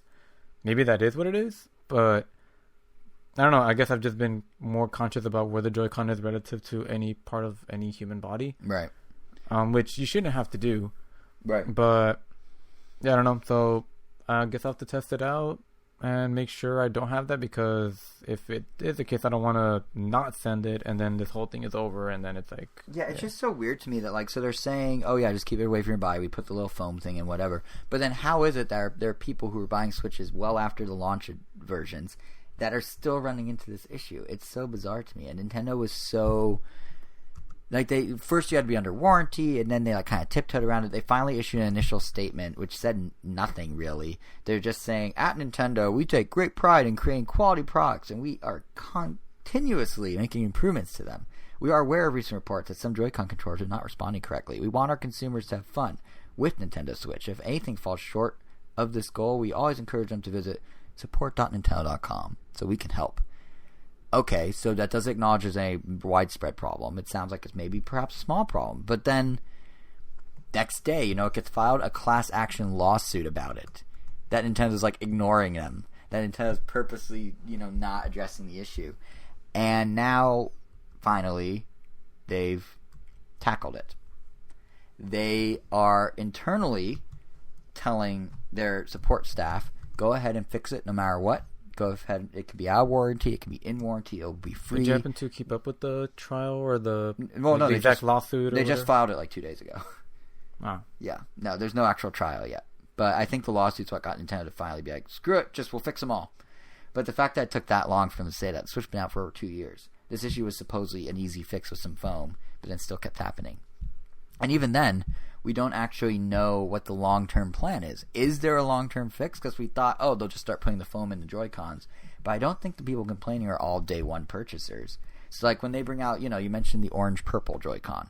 And there's also the blue-green Joy-Con. Those come out in October, those pairs. Orange-purple, actually, the Verge made a good point, kind of resembles Waluigi, because he wears purple and has orange shoes. It's the closest you're going to get to Waluigi in Smash. If they release anything that's purple, that's what everyone's going to say. I know. Well, or it could be a GameCube nod until the orange comes in. Or it could be a GameCube nod. Not with the orange. Or it could be Wario's overalls. Or it could be... No, because I need yellow. It's probably a Barney reference. Listen, let them have their clickbait. The point is... they're going to have it whether... I know. The point is we don't actually know if those are fixed. Like, we don't know if newer Joy-Cons resolve the issue because, again, Nintendo's not being entirely transparent. They put out a statement like, we want to help. They internally told employees, go ahead and help. But they never followed up saying, here's the problem, here's how we addressed it. So it's all still in flux, but I kind of just hope they would tackle it head on. Or maybe we always need to buy Switch Lites where it's a non-issue because there are no Joy-Cons. Yeah. That's the ploy.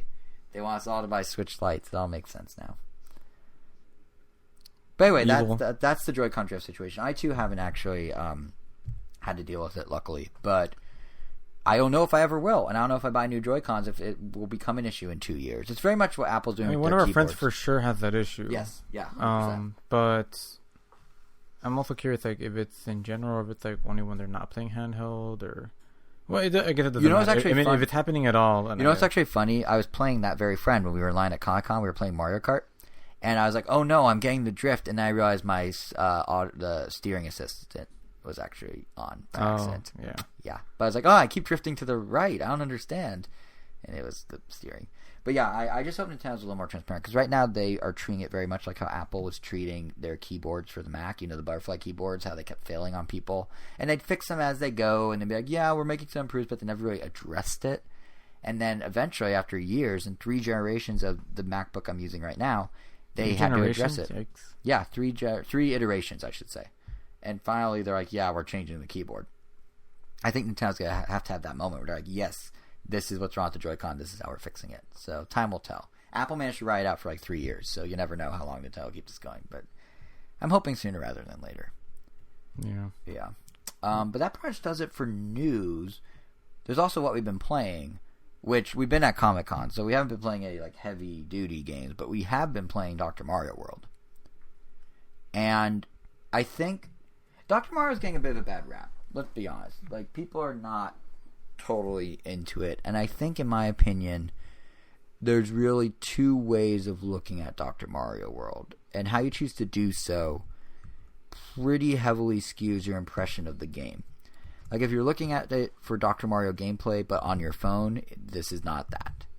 If you're looking at it a bit more open-minded, there is a match 3 puzzler here that is pretty fun, albeit different than Dr. Mario, and it does have some monetization issues and limitations. Not really issues, just limitations.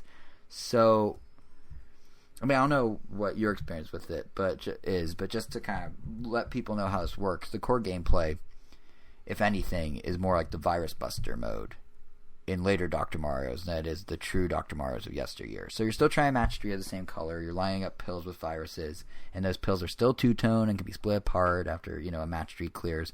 But gone is like the traditional setup of pills automatically falling, Tetris style. Instead, you have a set number of pills you can use in a given level, and you choose when to introduce them into the level, and they sort of rise upward, but you can also drag and drop them wherever you want, with the one caveat of once you scoot them up, you can't drag them back down. So if you move, diagonal towards top left corner, you can't come back down towards the bottom right corner. You can only stay in that upper region you've now entered. And I don't know, like, how do you feel about it? That gameplay style in particular, I really enjoy it. I'm enjoying it too. It's different. I'm kind of glad it's not another Dr. Mario. Probably wouldn't work with only touch controls. So I feel like they found a really clever workaround that works well for touch controls. It makes it feel more strategic to me than a typical Dr. Mario. There's actually a lot of strategy. Like, I really love the fact that you can even delay some pieces by putting them close to the top, so that you can slide some newer pieces under them, just so that you can scooch them by. So it's cool. I really enjoy the new gameplay. Yeah, I think the fact that you can actually, kind of what you're saying, you can actually grab and move them around the touchscreen, right? So you can have multiple pills moving at a given time, and you can choose to launch them, and then as they're slowly rising up, you can kind of do a juggling act and move some other ones, or even clear match 3s, and then the half pill is still draggable. So it can get really elaborate, and you can actually, and because there's no time limit, there's no frenzy, you actually have time to think of a strategy and kind of plot out how you want to do it, which is great in a game that has limited stamina per round. Yeah. So I think that's great. There's also some new elements that factor into it too, which are kind of fun. Different levels now introduce all sorts of obstacles and items to interact with. There's shells that will clear out a road. There's blocks that you need to bust to find viruses behind them. There's iced out viruses that you need to hit twice, once to unfreeze, the second time to remove. Things like that. I think it really does help kind of shake up the gameplay, because there are over 200 levels, 5 worlds. So them introducing these new mechanics as you go and the way to introduce them is really, they're very good at onboarding you, so to speak. And yeah, it's fun. But I think if you want, I don't know how much you've dabbled in the versus mode, but I think if you are someone that's looking for the old frantic feel of Dr. Mario, you're going to want to play the online multiplayer mode. And this works both with friends you import from Facebook and Line, and enemies, or with strangers, and you can make enemies. Or strangers, yeah. And here, what's interesting is it kind of skews the whole single player mode somewhat curated puzzle layout. So basically, when you do single player, you go level, you have a certain number of pills, and you need to clear the board within a certain number of within those pills. But in multiplayer, it takes the puzzle mechanics of dragging and falling up, but throws them into a more traditional Dr. Mario. And to me, it's super fun. It's like, basically, after you clear a certain number of viruses, you can send them to your opponent's screen, like any multiplayer puzzle game, and it becomes a bit of a tug-of-war until one person's screen's totally full, very much like the original Dr. Mario or even Tetris. But what's nice about Versus is that, at least from what I've played so far, the monetization system isn't too bad in Versus. You basically have a competitive Dr. Mario-ish puzzle game that's like a hybrid normal Dr. Mario and the Dr. Mario World single player, but there's no stamina meter to worry about. You just keep playing. It feels not like a mobile game, which is what's really nice. And while there are different doctors to unlock through like a more typical gacha system, They each have their own attacks and defenses. That determines how many viruses you can send to your opponent or how many you block from coming to you. None of the matches I've encountered have actually felt too unbalanced or too pay-to-win-ish so far. Part of this is because each Doctor has a special attack as well, like clearing a full line at once. That sort of counterbalances the other stats. And I feel like you can also, because there are the assist characters you can add, so you can have like a Goomba or a Koopa Troopa or whatever, that can be applied to sort of buff you a little. So there are ways around it where the gacha system, for me so far, has not been a huge hindrance in the enjoyment of multiplayer. I don't know how much you've tried multiplayer. No, yeah, that's the same thing. Considering like I don't really play this game that much. Like I played enough. Right. The only game I really play a lot on mobile nowadays is mainly just Brawl Stars. So, like, if I'm going to dive deep into it, I mean, that's what I like about this game, is that you could just play it pretty much your heart's intent. There's, like, nothing really stops you from playing it. Well, multiplayer. Single player, there's... Well, either way. Yeah. Like, multiplayer or by yourself. Yeah. But this is mainly a multiplayer game. But, like, Dr. Mario, like, I don't know. I'm satisfied after, like, 1 or 2 levels. Or 1 or 2. You meant Brawl Stars, you could play your heart's content. I thought you meant Dr. Mario. Oh, yeah. No, yeah, but yeah, so because that's, like, the game I mainly, like, play a lot more of, like, Dr. Mario or any other phone game, like, I'll barely touch. I'll do, like, 1 or 2 levels at a time or 1 match, and then that's kind of it. Yeah. Then I'm kind of satisfied. So for that, if you're, like, playing a little bit here and there, it feels, like, perfect.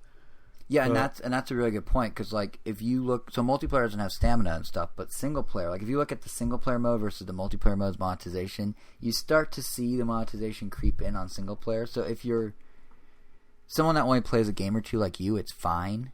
If you're coming from the perspective of someone who, like, firmly lives in the Nintendo console world and was all in on, them charging $10 up front for Super Mario Run a couple years ago... You're gonna feel it. The monetization stuff gets in the way. If you're trying to play for a longer period of time, that sounds like you are, at least, Angel.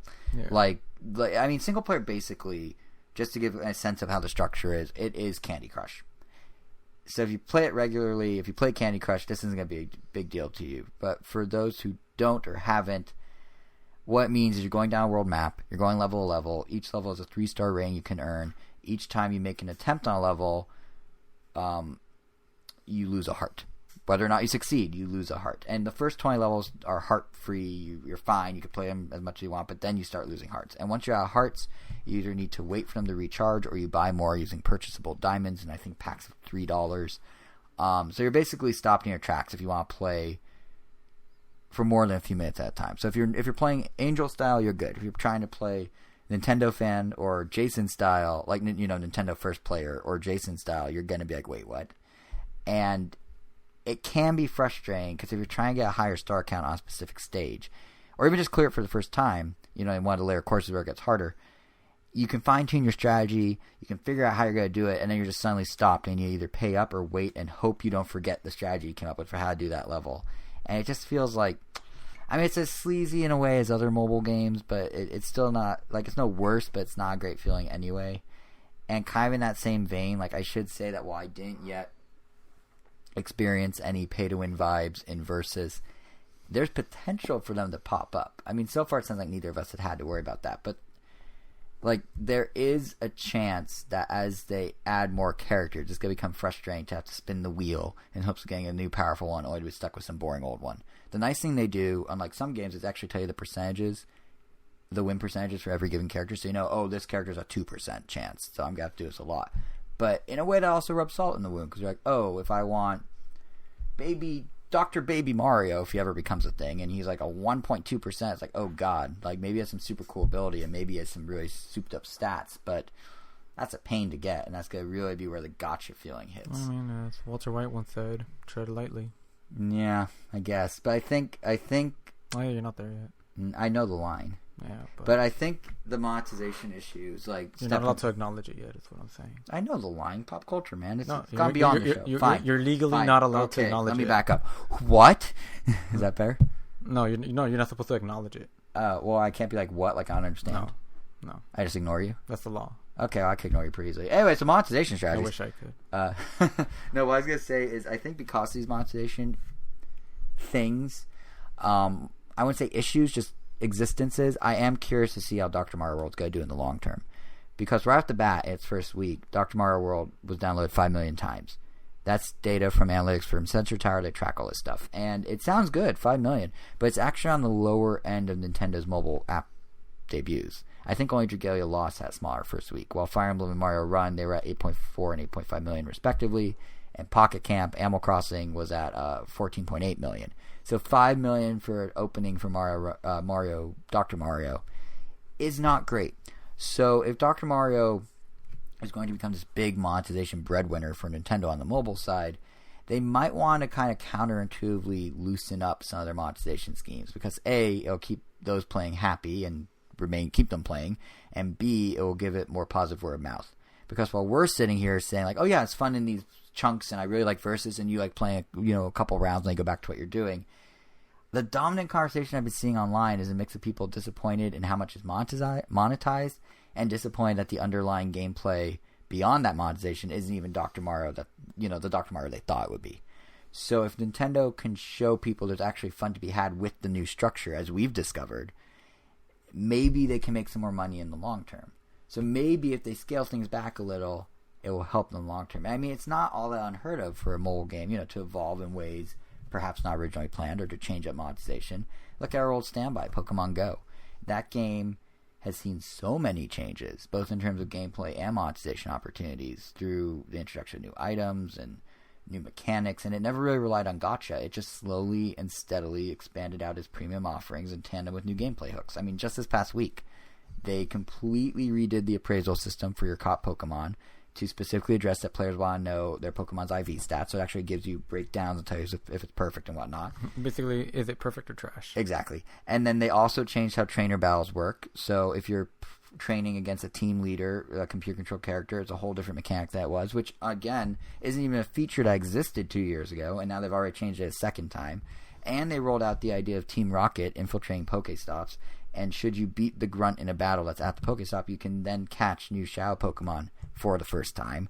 And all these sorts of additions have helped the game bring in, over the past 3 years, over $2.65 billion, according to Sensor Tower. The only game that's done better than that is Clash of Clans. Wait, that's not a name. Yeah, Clash of Clans, that's a name. When I said it, it sounded... like sometimes you see a word spelled out and you're like, that spelling's wrong. When I said it out loud, I'm like, that name sounds wrong. From the people that brought you Clash Royale and Brawl Stars. Exactly. It was their first one. Yep. But yeah, so like obviously Dr. Mario World doesn't have a smartphone phenomenon in its back pocket as an advantage like Pokemon Go does. But if you can get people on the ground floor early, it'll be easier to upsell them later on. It's what Pokemon Go did. It's what Animal Crossing Pocket Camp is now doing with the Hello Kitty collaboration they just rolled out, where there's this special in-game items you can get for a limited time. If they had those as part of the already heavy-handed day one monetization, I feel like it'd overwhelm people. It'd be too many things being monetized at once. But, do it down the line, and those early players who you were looser with in terms of money making early on, they'll do it. They'll buy this stuff. Just like how, Go introduces new gameplay ideas as recently as last week, 3 years in. There's nothing stopping Dr. Mario World from making the monetization loosen as they add new puzzle, maybe they add new objects to the puzzle field, or they add new elements or new modes, and then they could sort of start shoring up some of the monetization. Data miners have already found there's additional characters on the way, or doctors, I should say. So if I were Nintendo, I would take the feedback currently about the monetization to heart, and I would strip it out a bit, just for now, let people actually play a game, experience a different gameplay, and then, sort of slowly trickle it back in, and they can be at this point in 6 months. They did this exact same thing with Fire Emblem. Remember when they took out a whole layer of gacha, 6 months, or not Fire Emblem, was it Fire Emblem? Fire Emblem or Dragalia? One of the two, they took out a whole layer of gacha a few months in. I feel like they might want to do that for Dr. Mario, because there is... Well, getting any amount of gacha out will definitely be good. Yeah, and as we both have attested to, it is a fun game. People are being turned off because they're being bogged down by all the monetization. So, we'll see. The thing about mobile games is they're constantly evolving. They're never done. So, maybe in 6 months, the conversation will be very different. But right now, it's a good game that's being saddled with some overly aggressive money making, which, to be fair, every mobile studio is doing. Every mobile game does this, but it's just Nintendo is supposed to be the one. They're supposed to take the high road. So that's my 2 cents. I don't know if you have anything to add about Dr. Mario. Not really. All right, well, in that case, I think I'm glad Dr. Bowser's a thing. He's a great thing. He only has a 2% chance of being unlocked, which everyone keeps using as an example of the low unlock rates. But I'm like, but he's available the second you start. he's a freebie at the beginning of the game. Why would you need to unlock him a second time? But whatever. You do you, internet. You do you. And we'll do us again in actually less time than usual because we'll be back in our usual episode time slot or day slot of every other Sunday. We'll be back on August 4th, and it should be an interesting one because it'll be right after Nintendo's next financial briefing, which, usually comes with news beyond just the numbers. So we'll be covering that, whatever other news may break, have impressions of everything we've been playing. But perhaps more importantly than any of that, next episode also marks the return of an old tradition of ours we haven't done lately, which is a third chair. If you thought I talk a lot, I will talk just as much, but there'll be two people that get ignored instead of just one. No, in all honesty, we're going to bring in a third person. It changes up the dynamic. It's fun. We used to do it every so often. It's kind of like a little treat. Did you catch that foreshadowing in the beginning when I said adding a third character to a dying franchise or season? I did not, but that's great. That was smooth. But, so we're going to shake things up. We're going to add the third character to the not dying show or season. They could be the Urkel to the... I don't want to be the Urkel because he's going to have catchphrases. No, I know, but I mean, that skyrocketed the show's popularity. That's true. It basically became the Urkel show. Hopefully it's not the Poof to the Fairly Odd Parents. Or the Poochie to the Itchy and Scratchy. Well, and then he randomly takes off in the room. But I mean, that was the whole joke of that, yeah. I thought you were actually going to say... I don't remember what the... A little side tangent, but I feel like no show encompasses that concept more than Fairly Odd Parents. I've never actually seen Fairly Odd Parents. Gasp. Interesting. Well, I mean, it was a very popular show. I'm sure you knew. Yeah, I know of it. Yeah, I really enjoyed it for a while, but there was a period where I think I just stopped watching it, and then at some point I know they added, they had a baby, and then they had the baby be a regular in the show. Right. But I guess it still wasn't doing well, so then they added a dog, and then that still wasn't doing very well, so then they added a second kid. Are you implying that in a few years we're going to have 8 people on this podcast? It's going to be a round table. It's going to be a round. We did that. Do you remember the first con-con we went to? We did that. We had a bunch of our friends on. It was 6 people. Was it? 6? Or maybe it was 4. 5.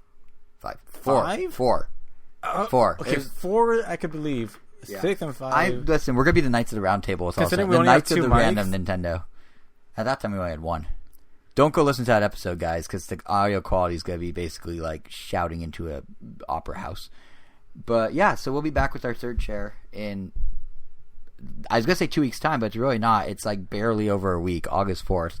Yep. That's what happens when Comic-Con happens. But until then, actually before that, to make sure you don't miss it, you can follow us on Twitter at Random Nintendo. You can subscribe to us on all the podcast apps, Apple Podcasts, Google Podcasts, Stitcher, TuneIn, Spotify. Our YouTube channel is randomnintendo.com. You can follow us individually for our anecdotes about gaming and life. I am JSR7.